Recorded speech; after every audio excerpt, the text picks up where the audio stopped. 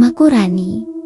Beberapa bulan lalu, aku pindah ke Solo karena dapat warisan rumah dari simbah yang baru saja meninggal dunia. Rumah itu adalah Satu Satania, peninggalan beliau yang diwariskan langsung ke aku. Karena aku Satu Satania cucu yang dianggap paling dekat. Dari luar, rumahnya tampak tua banget.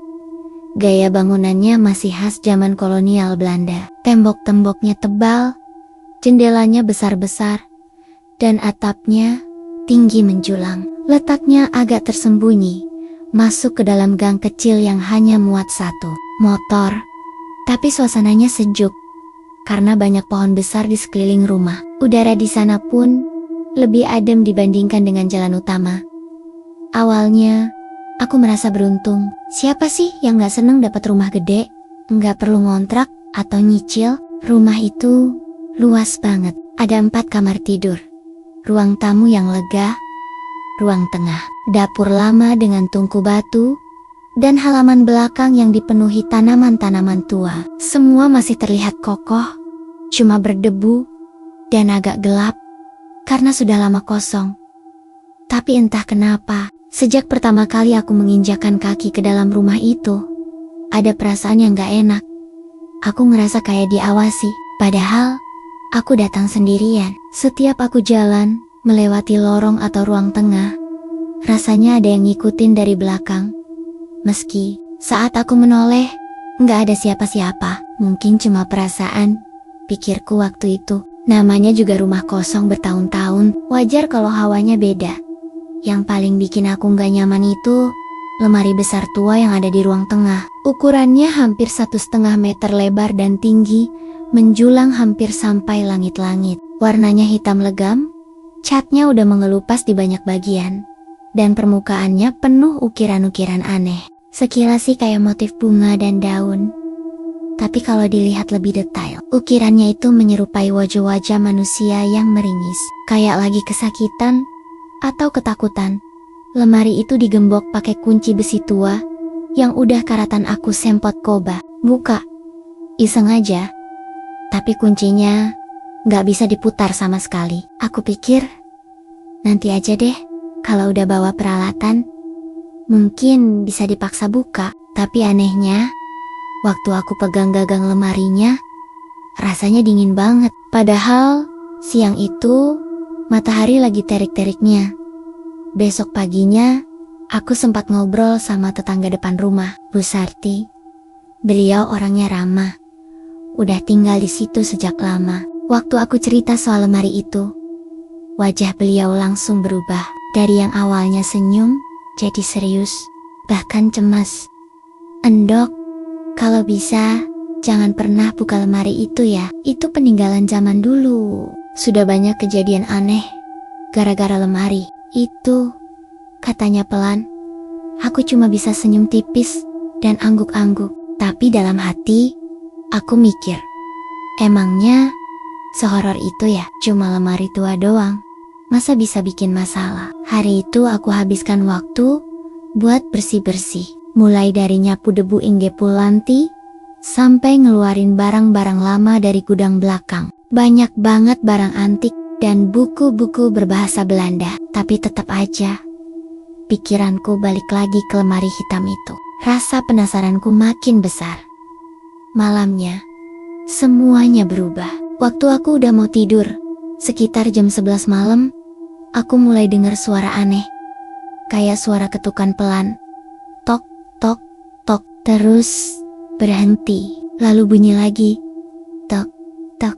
Awalnya aku kira itu suara tikus atau kayu yang bunyi karena suhu malam. Tapi semakin lama, suaranya makin teratur, seperti ketukan dari dalam lemari. Aku keluar kamar, ngintip ke ruang tengah, sambil nahan napas.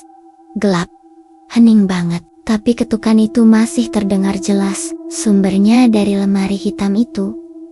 Aku berdiri di depan kamarku, nunggu sambil merhatiin dari jauh. Saat aku perhatiin baik-baik, bau aneh mulai tercium, kayak bau year.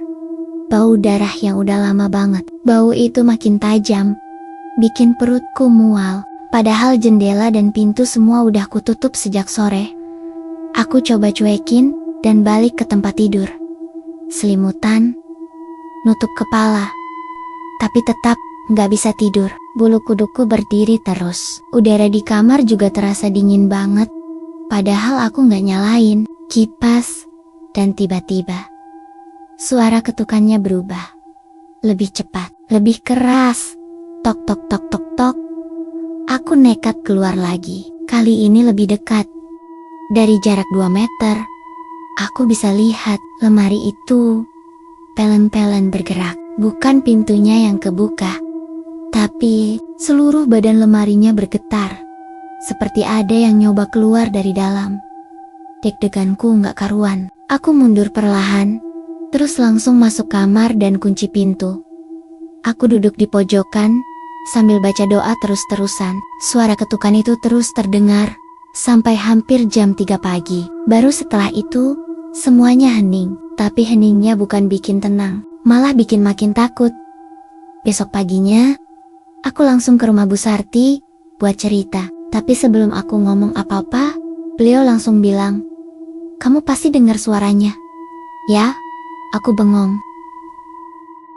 "Kak dia tahu." Beliau lalu ngeluarin sebuah kantong kain kecil dari laci dapurnya.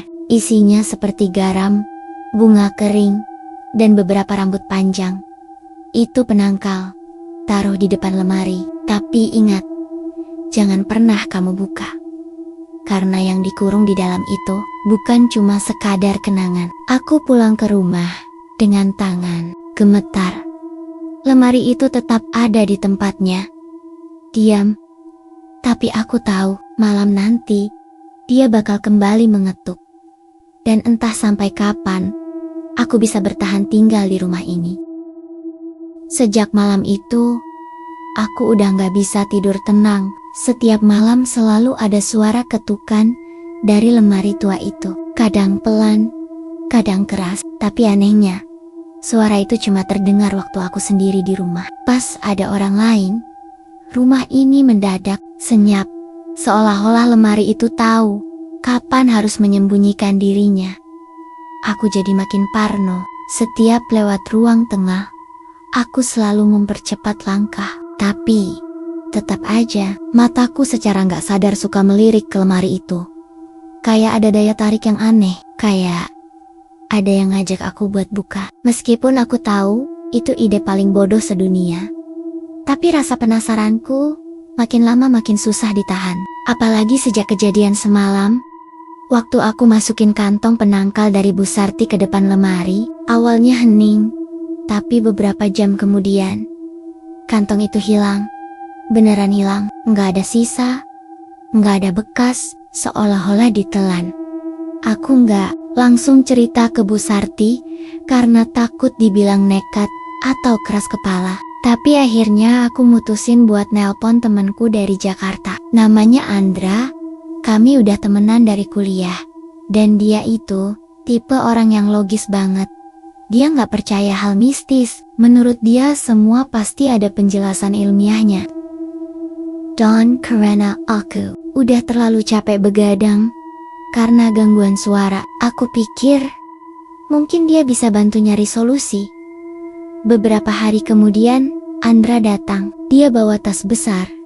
Isinya alat-alat aneh, termometer ruangan, alat pengukur medan elektromagnetik, sampai kamera infrared skala. Dia emang suka banget nonton video eksplorasi tempat angker.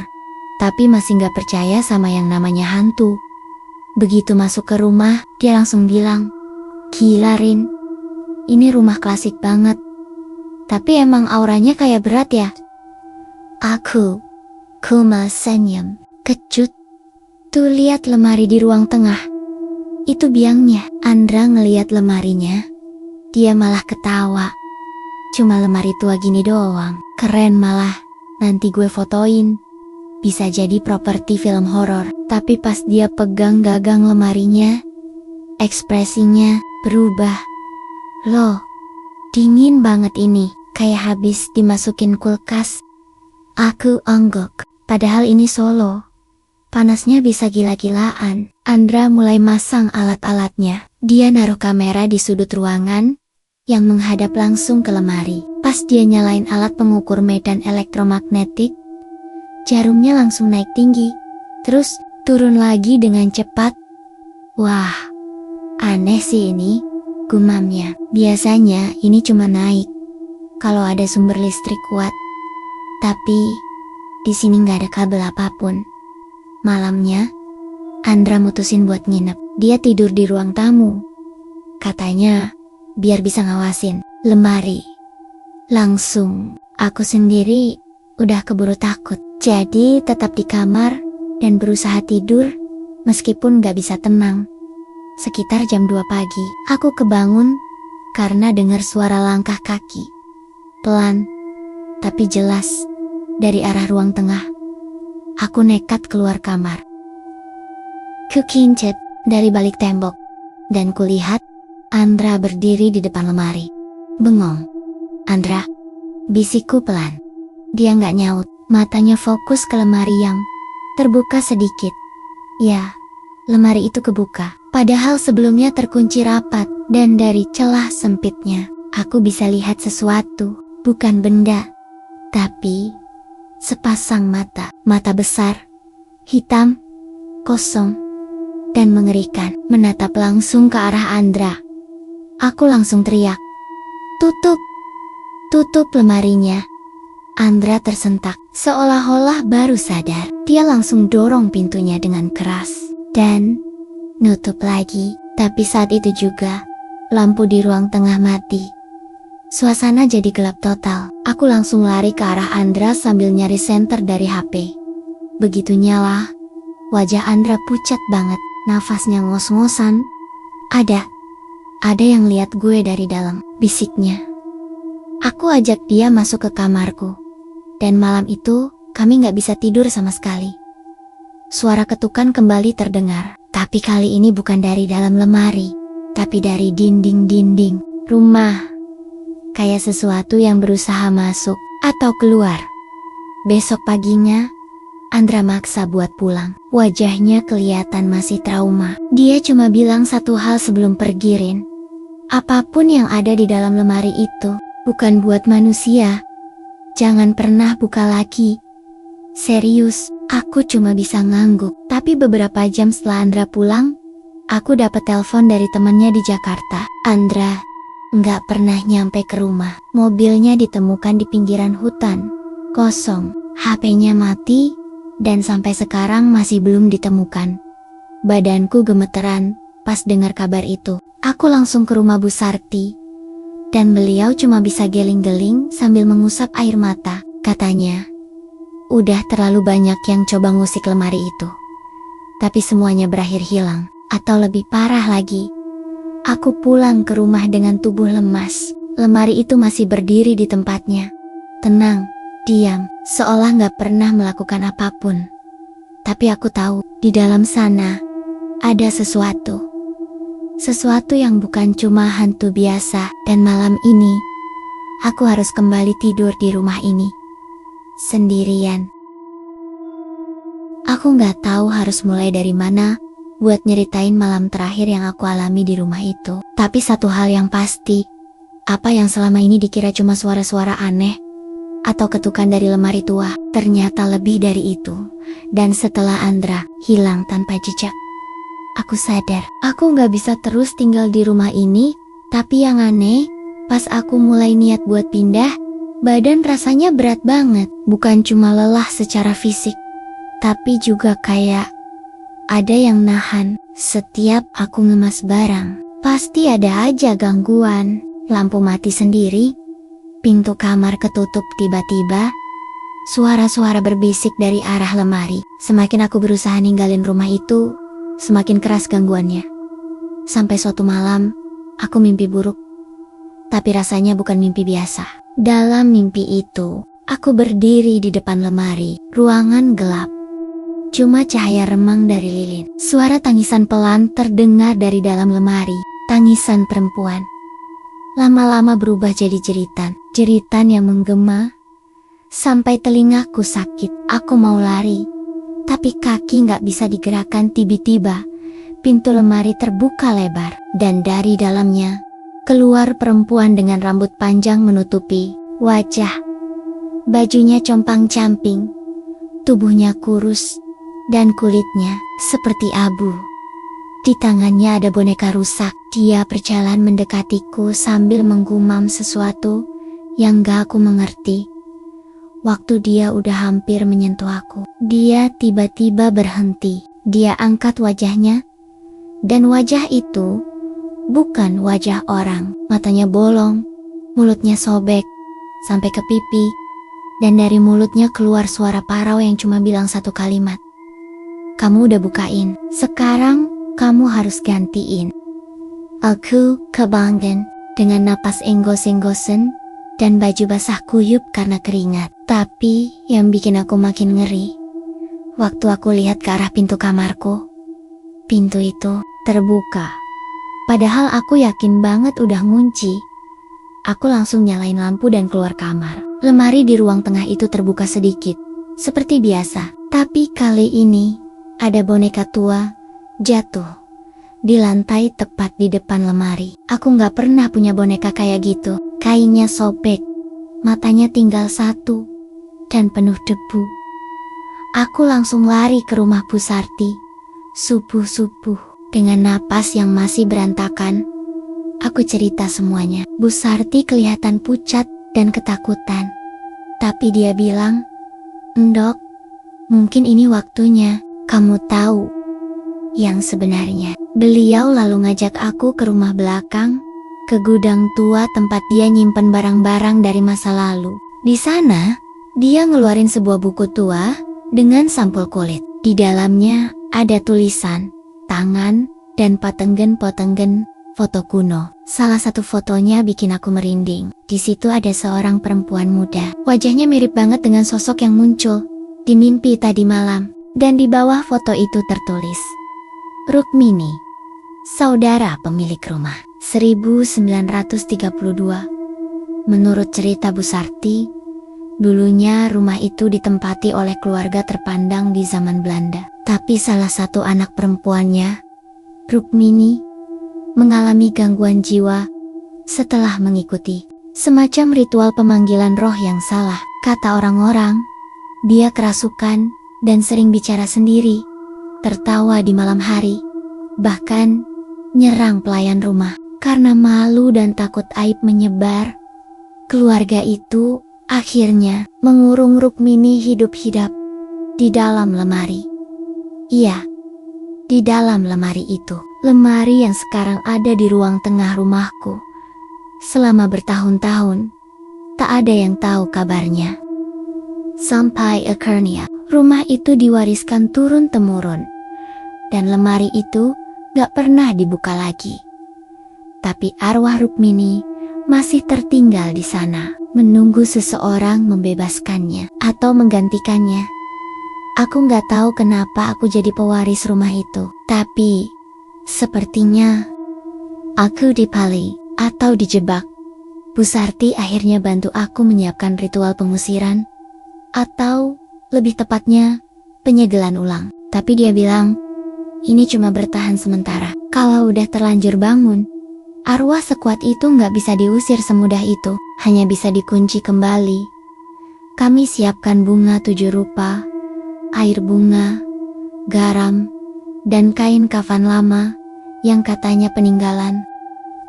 Kocek payot, kami jalan pelen-pelen masuk ke rumahku, yang saat itu udah sunyi total. Waktu sampai di depan lemari, suasananya dingin banget, bahkan napas kami keluar uap.